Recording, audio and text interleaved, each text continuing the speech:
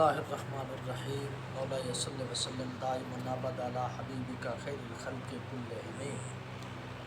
ان الذین یؤذون اللہ ورسولہ لعنہم اللہ فی الدنیا والآخرہ۔ اللہ تبارک و تعالیٰ نے قرآن کے اندر ارشاد فرمایا کہ جو اللہ کو تکلیف دے اور اس کے رسول صلی اللہ علیہ وسلم کو تکلیف دے ان پر اللہ کی لعنت ہے۔ تو ہمارے اوپر یہ عذاب کیوں آ رہے ہیں، اس کی وجہ میں آپ حضرات کے سامنے عرض کرنا چاہتا ہوں۔ 74 سال سے پاکستان بنا، اس پر کوئی نہ کوئی اسلام دشمن ہی طاقت آتی رہی اور انہوں نے آ کر اس پاکستان مملکت خدا داد کو استعمال کیا اپنے اغراض و مقاصد کے لیے۔ تو اب جو پچھلے ہی دنوں مسئلہ بنا لابنگ امریکہ کا کہ سلمان رشدی کو جس مملکت خدا داد اور جس دھرتی پر گستاخ رسول ہو اس کو قتل کر دیا جائے، اور ہمارے اوپر جو مسلط ہو، ایمان کا نام بھی لے، اسلام کا نام بھی لے اور ریاست مدینہ کا نام بھی لے، وہ اگر لابنگ کرے امریکہ کو تو پھر عذاب نہ آئے تو اور کیا ہوگا۔ اور پھر اپنے آپ کو جو ہے بہت بڑا عاشق رسول ظاہر کرنے والا اور اسلام کو ٹچ دینے والا، وہ جب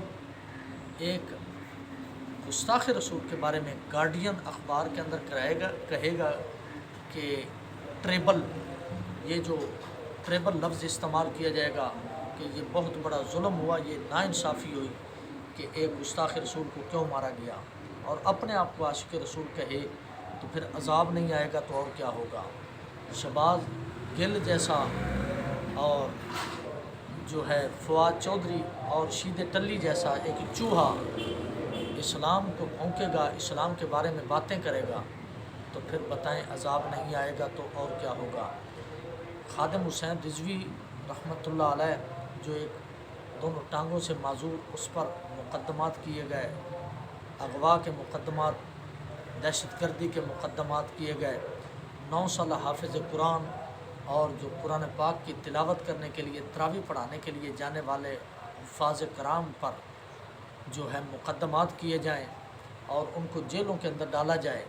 تو پھر بتائیں اللہ کا عذاب نہیں آئے گا تو اور کیا ہوگا۔ آسیہ ملعونہ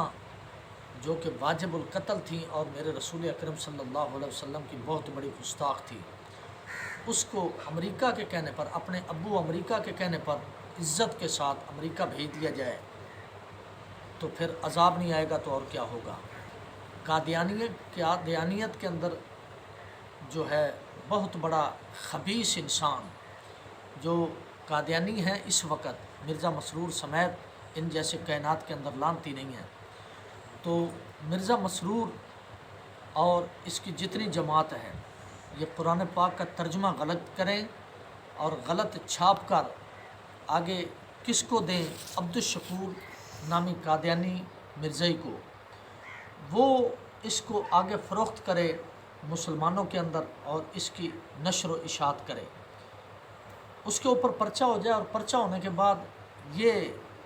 جس کو عمران جیسا خبیث انسان امریکہ کی طرف بھیج دے باعزت طور پر،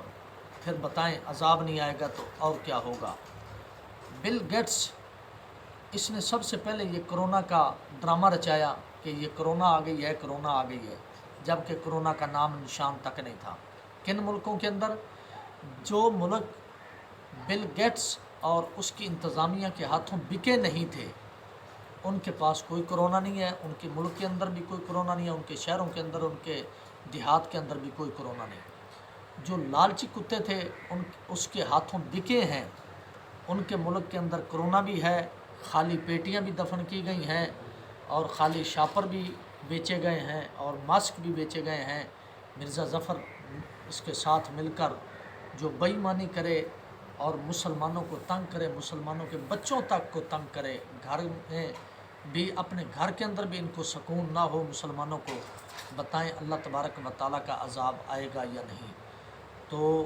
جس وقت یہ تمام کے تمام حدیں پار کرنے کے بعد اب جب اسی پر پرچہ ہوا عمران پر تو اقوام متحدہ رو رہی ہے اور چیخ رہی ہے، چلا رہی ہے۔ کون سی اقوام متحدہ؟ کہ اگر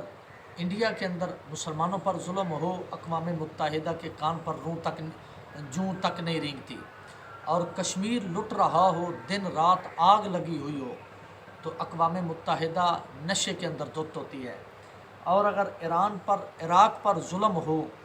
شام پر ظلم ہو، چچنیا پر ظلم ہو، تو اس کو کوئی نظر نہیں آتا کہ کیا مسلمانوں کے ساتھ ہو رہا ہے۔ اگر اس کمینے پر پرچہ ہوا تو اقوام متحدہ فوراً کتے کی طرح چیخ اٹھی۔ اس کی کیا وجہ ہے؟ اس کی وجہ میرے دوستوں اور میرے بزرگوں، اس کی وجہ واضح ہے کہ یہ اقوام متحدہ کا بھیجا ہوا تھا، اور اقوام متحدہ کے ہی جو ہے یہ مقاصد اور اغراض کے لیے بھیجا گیا تھا، اور قادیانیت کی ترویج و اشاعت کے لیے اور ان کی مدد کے لیے بھیجا گیا تھا، جو اس نے کی۔ جس طرح کہ پشاور کے اندر اس نے اجازت نامہ دیا کہ قادیانی اپنی عبادت گاہ بنا سکتے ہیں، جبکہ 74 کے قانون کے اندر یہ بات شک تھی کہ یہ اپنی عبادت گاہ نہیں بنا سکتے۔ اور جتنا اس نے قادیانیت کو پروموٹ کیا، سکھوں کو پروموٹ کیا، ہندوؤں کو پروموٹ کیا، تو یہ آپ حضرات کے سامنے ہے۔ تو اب بھی اگر کوئی شخص اس کو ووٹ دے یا اس کو پروموٹ کرے یا کہے کہ یہ مسلمان ہے، تو پھر میں اور کچھ نہیں کہتا، اتنا ضرور کہوں گا کہ وہ اپنے ایمان کی خیر منائے اور قیامت کا انتظار کرے کہ قیامت والے دن آمنہ کے لال صلی اللہ علیہ وسلم کو کون سا منہ دکھائے گا، اور میرے رب کی بارگاہ میں کون سا منہ لے کر جائے گا، اور کون سی اللہ تبارک و تعالیٰ کی مغفرت کی امید لے کر میرے رب کی بارگاہ میں جائے گا۔ بس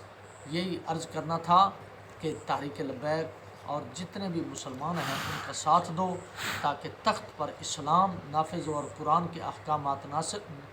جو ہیں آئیں، اور مسلمان جو ہے سکھ اور چین کا ایک وقت کا کھانا کھا سکیں۔ تو میرے دوستو، ہمیں لبیک کا ساتھ دینا چاہیے۔